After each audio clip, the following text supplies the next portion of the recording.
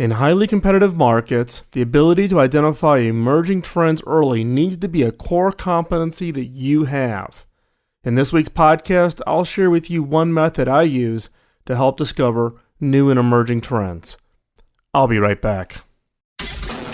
This is the Killer Innovations Podcast with Phil McKinney. Keep in mind that the information and opinions expressed in this podcast are Phil's, and Phil's alone, and they don't necessarily reflect those of his past, current, or future employers.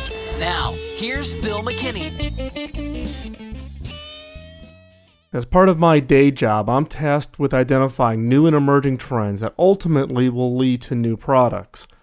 The question I always get, both from my team members and other team members and people that I've run into, is how is it that you can identify new and emerging trends? What are some of the tools and methods that you use? So I'm going to share with you just one of the tools that I use, and hopefully you can translate that into your own skill set and being able to be better identifying the trends.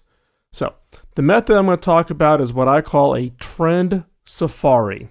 Now, what is a trend safari? Well, let me back up a little bit and give you a little context. Now, if you're a regular listener to this podcast, you know about my extensive travel. Now, albeit for the last year, my travel has been down significantly from what it's been in the past, given my new role, but I'm still traveling a lot.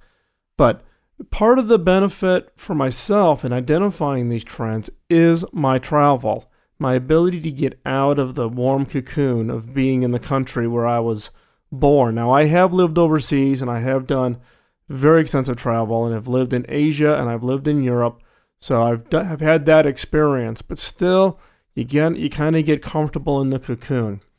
So part of my, tools that I use is as a process that I use when I'm on the road traveling and looking for new and emerging trends. Now, it's not just watching. It's not just going there and going to the same hotels and going to the same meetings and hanging out with people in your industry in hopes that you can find something, because you're not going to find it there. It's going to be places where I normally don't go. So if I'm going to major cities in a country, go to a remote city. I go and I'll stay the weekend and I'll go out into the remote areas. I'll get away from the main city and try to interact with the local citizens. It's really about getting off that beaten path. It's getting into places where, more than likely, your competitors have not gone, or in some cases, where they're not willing to go. Now, in my case, I look for specific regions that I'm going to target.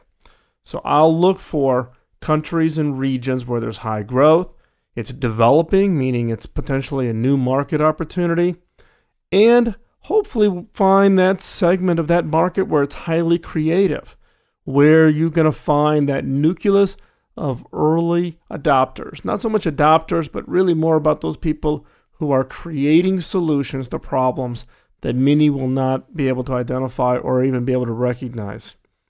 Now, the key question when I'm out there looking and interacting into these trend safaris is I'm always asking myself the question, what workaround are they using to solve a problem or fill a need?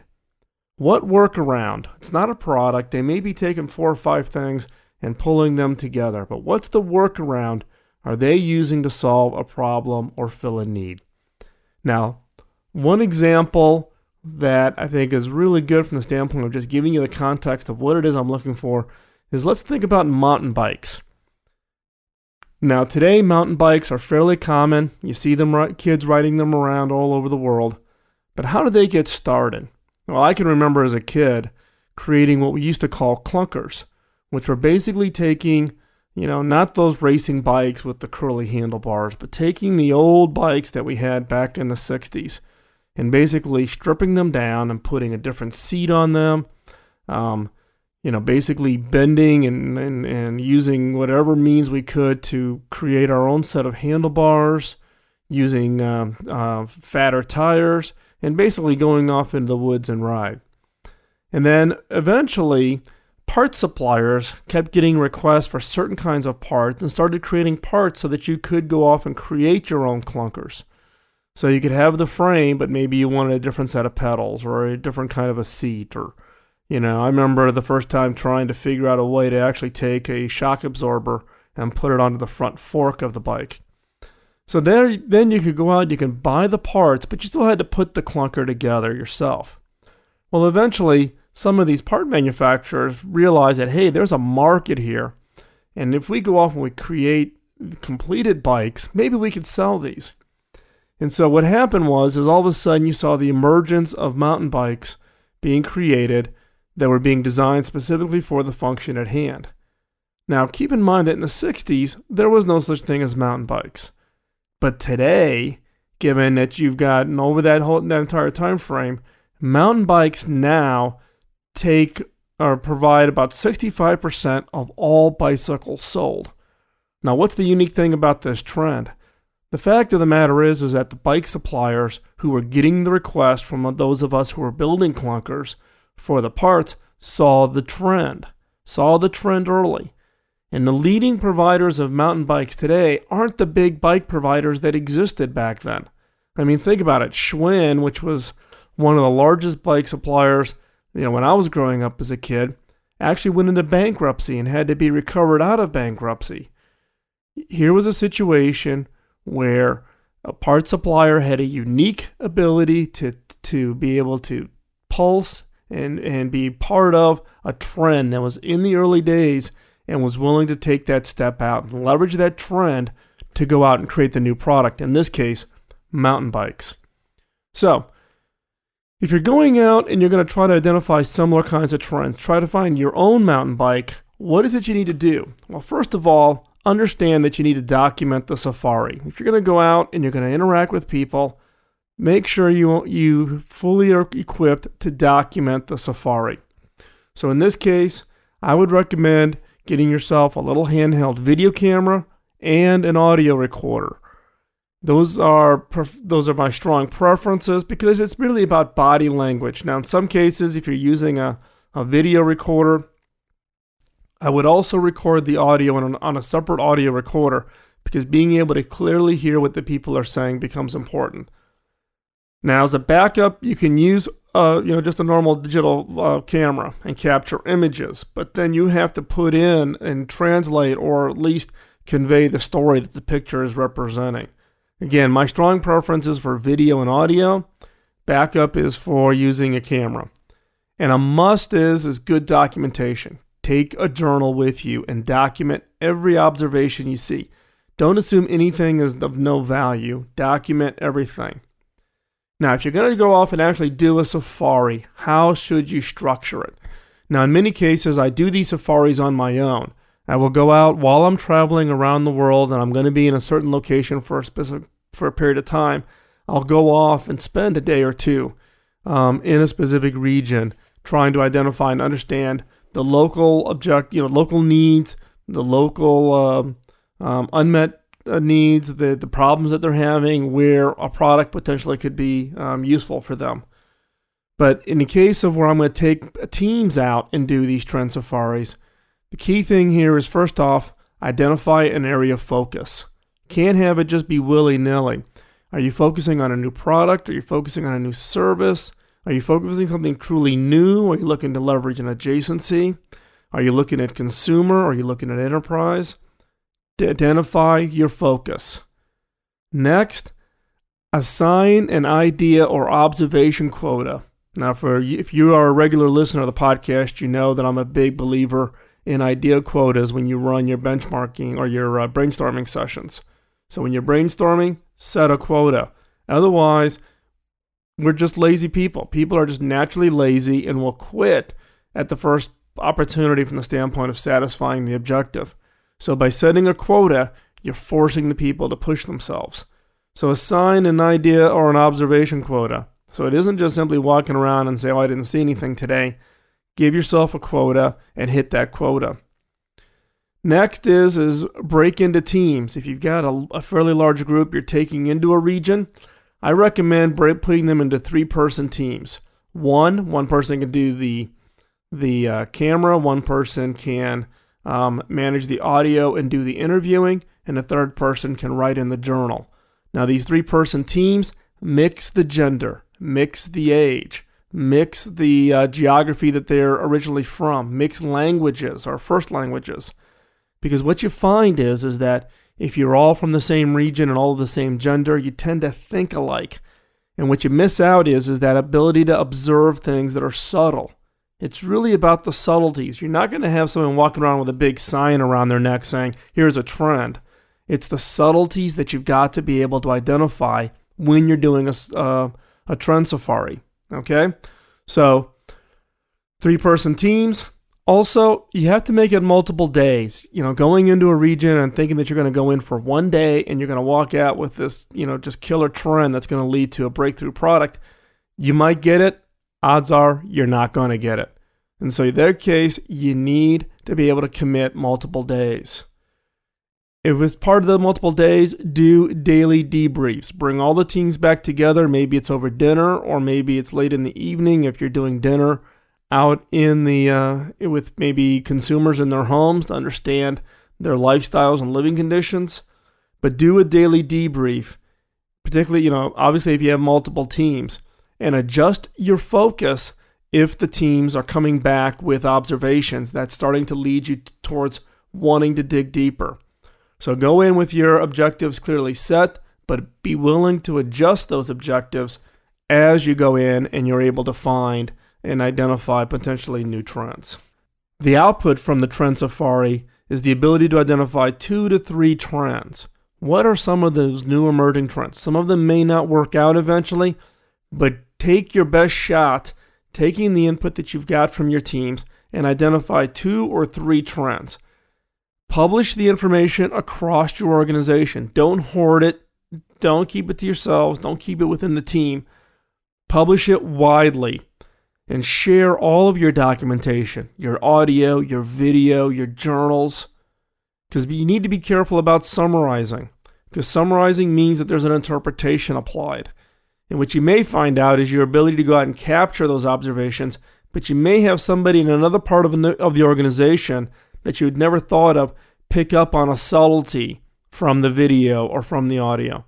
So when you come back from a trend safari, publish everything. Put it up on a SharePoint, put it up on a blog site, and let other people within your organization watch those videos, hear the customers, potential customers, talk in their own voice, describe what their needs and issues are.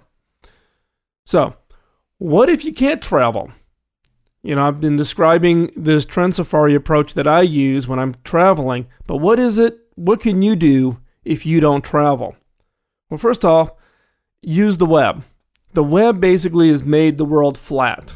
The scope and your ability to reach around the world is significantly easier now than it is when I first started in my career. But the key here is just don't focus on your industry news. Whatever industry you're in, we tend to read the same blog, we read the same news sites, and guess what?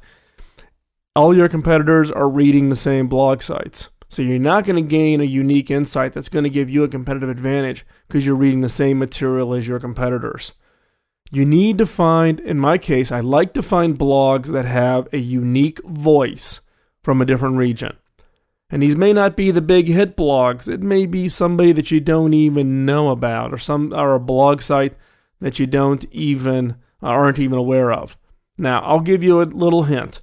If you want to know what I'm reading from the standpoint of what I watch, and keep in mind that my focus is on creativity and innovation, you can go out to the Killer Innovation site, click on the Reblog tab, and then down the right-hand side, you'll see a list of blogs. And actually, you'll see the name of the blog, and next to it, you'll see a number. And that's the number of times I've selected an article from that blog to be posted onto the site for your benefit.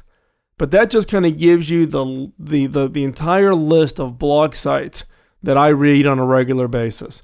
And some of them are fairly obscure. Some of them are ones that you would know.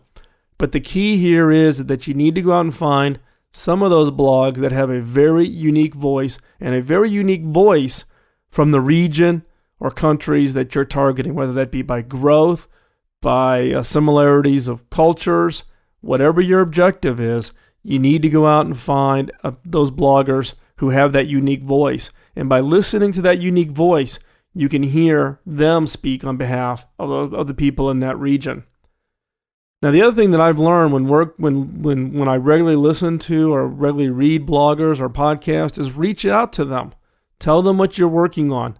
Now you, and I don't know if you particularly have done this, and you may or may not, but you may have contacted me, and I'm very open to having those kinds of conversations with you about what it is you're working on, what it is I'm working on, ideas that I can bring to the table to help you with what your objectives are.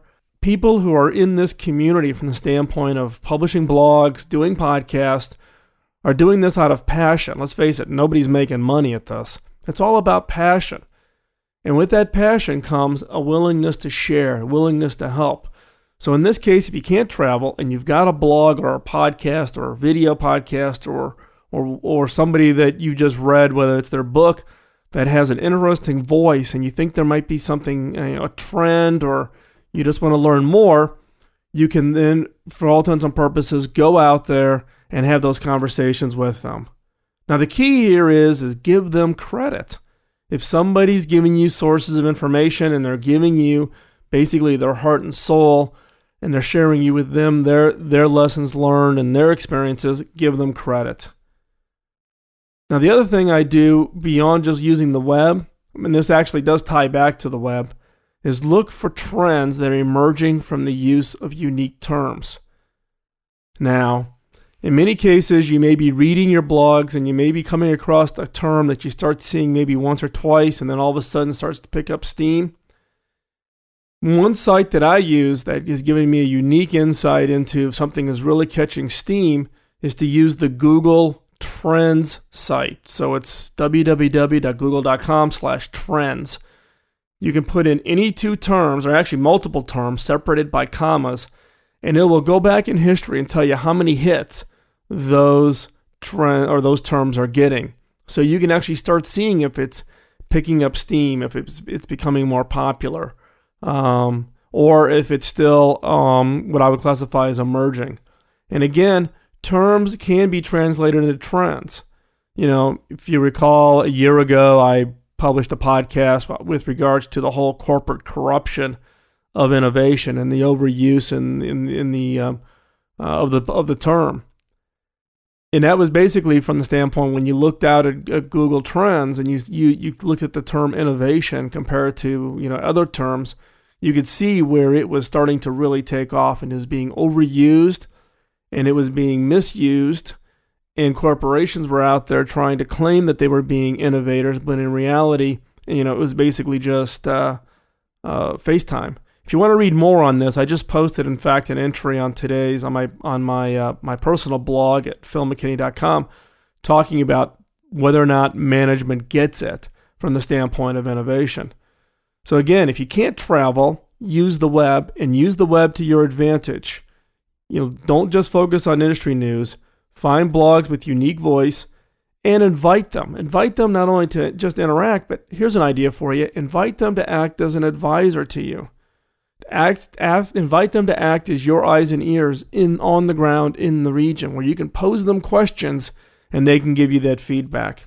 And then use things like Google Trends to see if things are coming up and starting to heat up and potentially is something that's just starting to gain traction. Now, what's the ultimate objective of a trend safari? Well, the real objective of the trend safari is for you to discover emerging trends by either direct or indirect observation and to find them first. Find them before your competitors. Don't sit back and wait to read an analyst report. And in fact, I tell my team that if they produce an analyst report on an idea they're working on, it's too late. They need to be working on trends and ideas that you can't find a market research report on. You cannot find an article on. You need to be out there basically creating the new space. And so therefore, the objective for me for the Trend Safari is to discover these trends either by direct or indirect and to find them first. And then use that trend to find the white space innovation. Now, if you're not familiar with the term white space innovation, there was a couple of podcasts ago, that talked about white space innovation and how to create a white innovation map. So use the trend, create a white innovation map, and then create the next killer innovation. Use your observation, use the trend, use white space to really identify where you can create unique value for your customers and therefore a real breakthrough for your company.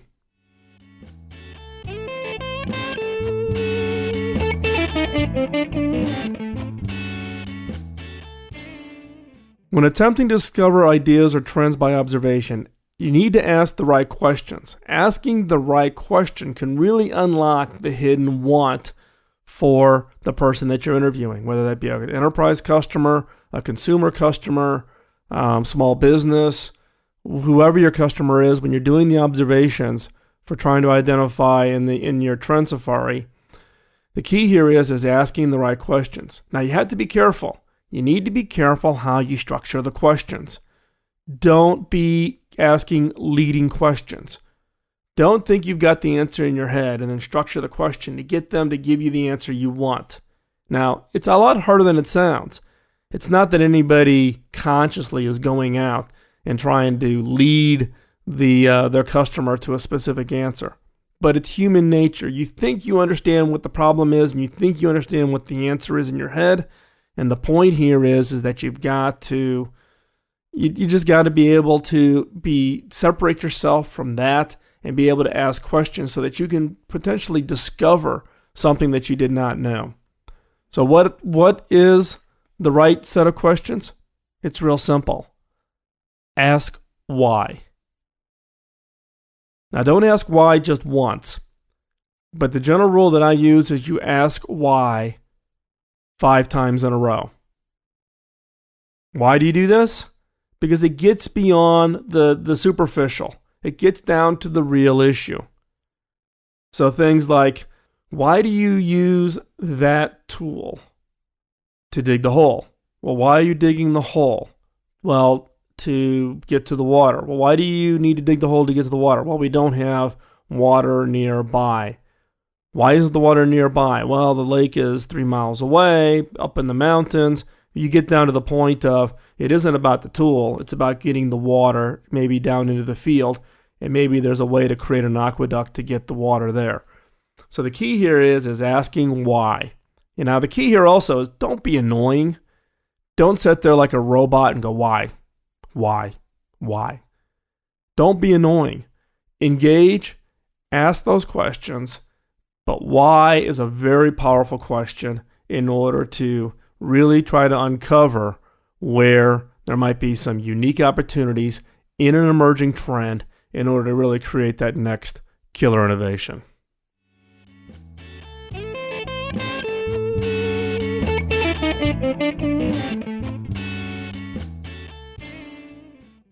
Reinforcing the theme for this week's podcast about Trend Safari, the objective for the Trend Safari again is about really discovering trends early enough to get ahead of your competitor and so that you can align your resources to be first to market. You want to identify those trends before anybody else has and get to market. And it's all about delivering a product or service that your competitors haven't thought of. Now, given the competitive nature of business today and how rapidly your competitors can respond, nothing is ever permanent. So it isn't like go find one trend and you're done. You have to go do this over and over again. But the key here is that you want to be able to deliver a product or service that your competitors haven't thought of. The result is that your customers will give you a margin premium. They will give you credit for being the first one out there, to solving a unique problem they have before anybody else has figured out how to solve it. Now, in this week's closing thoughts, I think Aristotle Onassis said it best. The secret of business is to know something nobody else knows.